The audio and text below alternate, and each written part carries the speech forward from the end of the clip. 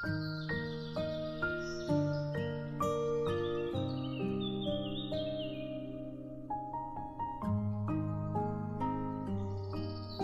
direkam. Ya, Assalamualaikum warahmatullahi wabarakatuh. Selamat siang Pak, maaf mengganggu waktunya. Saya Cici Mariam dari CGP Angkatan 8 Kota Bandung dari SD Buginasari Sukagali. Ingin mengajukan beberapa pertanyaan ke Bapak. Boleh Pak? Boleh. Ya, yang pertama ini Pak. Selama ini bagaimana Bapak dapat mengidentifikasi kasus-kasus yang merupakan dilema etika atau bujukan moral? Baik, terima kasih. Perkenalkan, nama Andi SPD MPD, Kepala Sekolah SDN 174 Pasiripun.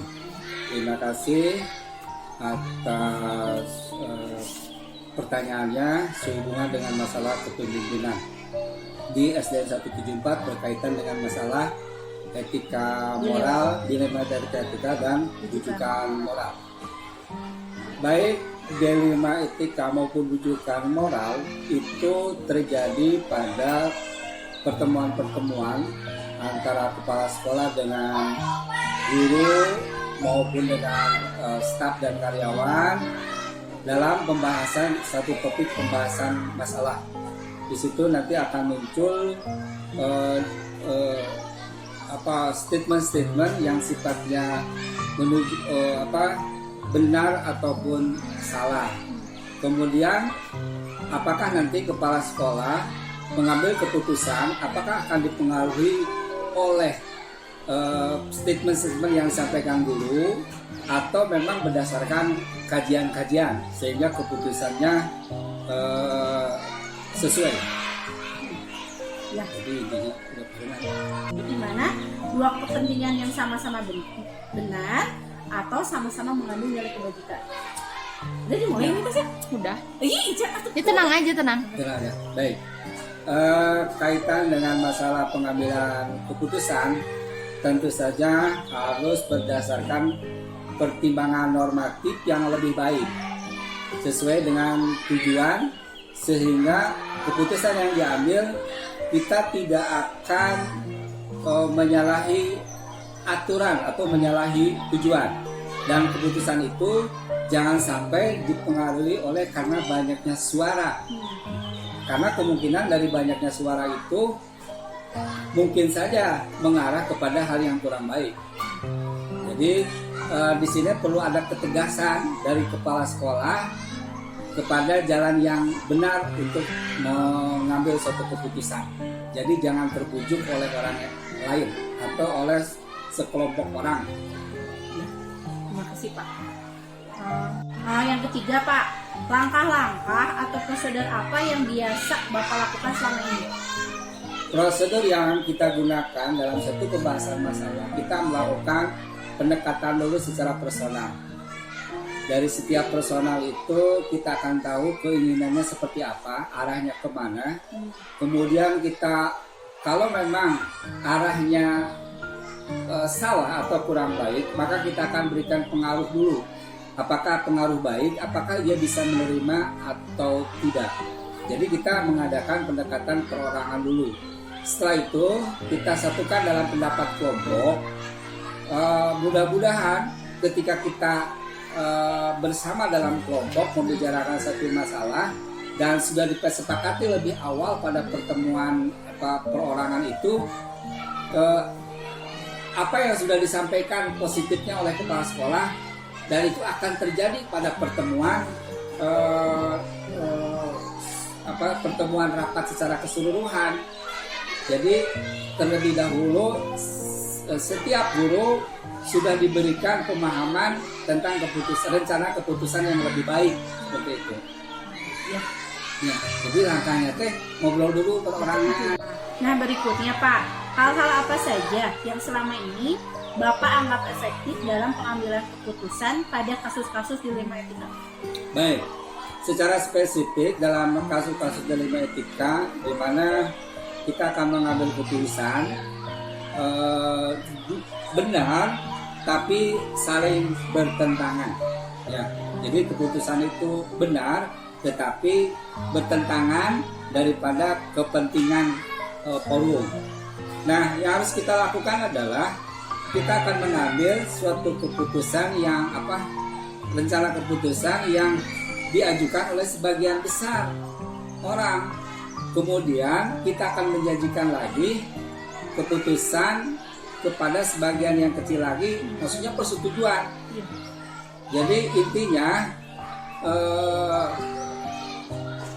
untuk dilema etika tadi, keputusannya benar dan saling bertentangan, dua-duanya tetap diraih gitu, meskipun dalam waktu yang berbeda atau tidak bersamaan.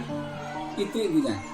Di dalam masalah kita efektivitas mengambil keputusan etika moral dalam satu rapat forum ataupun menyelesaikan suatu masalah. Jadi dua-duanya. Jadi dua-duanya diakomodir, tetapi waktunya tidak bersamaan. Diakomodir dengan waktu yang berbeda, mungkin seperti itu ya Pak ya. Untuk yang kelima ya Pak ya, hal apa saja yang selama ini merupakan tantangan dalam pengambilan keputusan pada kasus dilema etika? Tantangannya Pak. Dalam pengambilan keputusan kaitannya dengan tantangan, tentu saja kita kembalikan lagi kepada tujuan yang ingin dicapai. Maka tujuan itu menjadi yang harus mendapatkan prioritas. Terus bagaimana kita bisa mencapai tujuan itu menjadi suatu tantangan dalam satu pengambilan keputusan dilema etika. Jadi apapun yang terjadi, keputusan yang akan diambil di mana nanti akan berisiko bertentangan, maka itu harus bisa diakomodir agar pertentangan itu tetap akan mencapai satu tujuan. Ya, jadi tantangannya tujuan. Tantangannya berarti di sini tujuan yang ingin dicapainya Ya, itu betul, ya Pak ya. intinya itu. Dari berbagai perbedaan tapi tetap satu tujuan ke sana. Ya, jadi yang menjadi tantangannya adalah bahwa tujuan itu harus tercapai. Ya, masalah tadi keputusan kita benar terus ada pertentangan, ya itu kudu dirayu. Ya. Lanjut ya Pak, untuk yang keenam nih Pak. Apakah Bapak memiliki sebuah tata krama atau jadwal tertentu dalam sebuah penyelesaian kasus dilema etika? Kemudian, apakah Bapak langsung menyelesaikan di tempat atau memiliki sebuah jadwal untuk menyelesaikannya? Nah, kemudian bentuk dan prosedurnya seperti apa tuh Pak dalam menjalankannya? Baik, nanti akan dicoba karena itu mengandung 3 pertanyaan ya. Nanti dicoba satu persatu pertanyaannya nanti diungkapkan kembali. Ya. Jadi pertanyaan yang pertama adalah, apakah Bapak sudah memiliki tata krama atau jadwal tertentu dalam baik, sebuah? terima kasih. Dalam penyelesaian masalah, kepala sekolah sudah mempunyai tata kelola penyelesaian masalah. Jadi baik pertemuan rutin maupun pertemuan insidentil, baik pertemuan kelompok maupun perorangan. Kemudian, misalnya nih, ketika ada guru yang bermasalah, apakah Bapak langsung menyelesaikan di tempat atau memiliki sesuai jadwal yang sudah ditentukan oleh Bapak? Ya, di dalam penyelesaian masalah tidak langsung mengambil keputusan di tempat, tetapi kita akan mendengarkan informasi-informasi dari orang lain, dari pihak lain, untuk nantinya bisa disimpulkan dan disampaikan pada pertemuan forum yang lebih besar. Jadi tidak langsung. Tidak langsung ya. Kemudian yang ini nih, yang ketiganya, bentuk atau prosedur seperti apa yang Bapak jalankan? Prosedur yang kita jalankan, tahapannya yang pertama mengidentifikasi masalah dulu, yang kedua mencari sumber-sumber rujukan dari pihak-pihak yang lain, kemudian itu sebanyak-banyaknya, kemudian kita olah informasi yang masuk, dan yang terakhir adalah kepala sekolah sudah bisa menentukan keputusan yang terbaik. dan itu disampaikan sesuai jadwal prosedur. Jadi kalau Bapak mau memulai dari identifikasi, kemudian mencari rujukan, Ya, kemudian mengolahnya, dan baru Bapak memutuskan seperti itu ya Pak ya? Ya, dan diputuskan dan disampaikannya sesuai jadwal. Sampaikan di forum mungkin ya Pak ya? Ya. Oke. Boleh dicek, matiin dulu. Nah, ketujuh nih Pak, adakah seseorang atau faktor-faktor apa yang selama ini mempermudah atau membantu Bapak dalam mengambil keputusan dalam kasus-kasus beretika nih Pak? Baik. Kalau di sekolah itu kan kepala sekolah tidak bisa berdiri sendiri ataupun melaksanakan tugas secara sendiri, tetapi kadang-kalanya kewenangan tugasnya juga dibagikan kepada para pembantu kepala sekolah atau wakil kepala sekolah atau PKS atau apapun namanya. Nah, itulah yang bisa memudahkan untuk penanganan masalah. Jadi sebelum ke kepala sekolah, permasalahan itu dulu ditangani oleh seseorang atau yang termasuk tadi dalam struktur organisasi sekolah atau para pembantu kepala sekolah. Terus yang faktor apa? Nah, faktor-faktor lain yang memudahkan adalah catatan guru dalam dokumen Kejadian penting.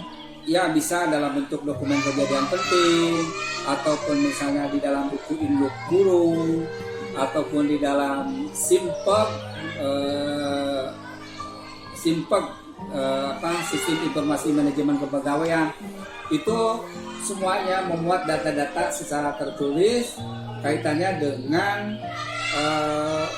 pribadi seseorang, dan itu pada akhirnya nanti akan mempermudah di dalam mengambil keputusan. Jadi dua hal yang dapat memudah kalau tadi berdasarkan orang-orang yang memang sudah didelegasikan oleh kepala sekolah dalam bentuk pembantu kepala sekolah. Yang kedua itu informasi-informasi yang ada pada sistem manajemen sekolah yang memuat tentang informasi tentang riwayat dari guru-guru ataupun staf. Jadi dua ya. Iya. Kalau seseorang itu tadi karena memang kita bagi. Pertanyaan terakhir nih Pak, dari semua hal yang telah disampaikan tadi ya Pak ya, pembelajaran apa sih yang Bapak dapat petik dari pengalaman Bapak ketika mengambil keputusan dalam Baik, tentu saja dalam selama perjalanan waktu kepala sekolah itu akan mendapatkan banyak pengalaman dalam pembelajaran dari nilai etika. Yang pertama, bahwa dalam pengambilan keputusan janganlah mengambil keputusan secara sepihak, artinya hanya didasarkan pada kemampuan kepala sekolah atau institusi kepala sekolah, tetapi harus juga mempertimbangkan masukan-masukan dari yang lainnya, juga termasuk catatan-catatan maupun dokumen yang ada, sehingga nanti diharapkan dalam pengambilan keputusannya lebih bijaksana. Terlepas dari itu juga tentu saja dalam pengambilan keputusan kita jangan mengabaikan nilai-nilai moral atau nilai-nilai kebajikan. Itu yang pokok. Jadi jangan sampai bertentangan dengan nilai-nilai. Jadi kalau kita mungkin pembelajaran yang pertama, keputusan itu jangan secara sepihak atau karena intuisi kepala sekolah ya Pak ya. Yang kedua harus juga mempertimbangkan dari opsi orang lain, pendapat orang lain ya Pak ya. Kemudian yang ketiga Bapak juga memahami dari catatan dokumen guru seperti itu ya Pak. Kemudian yang keempat itu jangan sampai keputusan yang Bapak ambil itu bertentangan dengan seperti itu ya Pak ya. Ya, Bapak terima kasih banyak. Bapak sudah memberikan waktunya, menyempatkan waktu untuk sisi tanya-tanya. Semoga apa yang Bapak sampaikan bermanfaat bagi kita ke depan. Semoga Bapak pun sehat dan terus menjadi kepala sekolah yang terbaik versi kamu. Ya, terima kasih atas segala pertanyaan. Mudah-mudahan dapat mengingatkan kembali kepada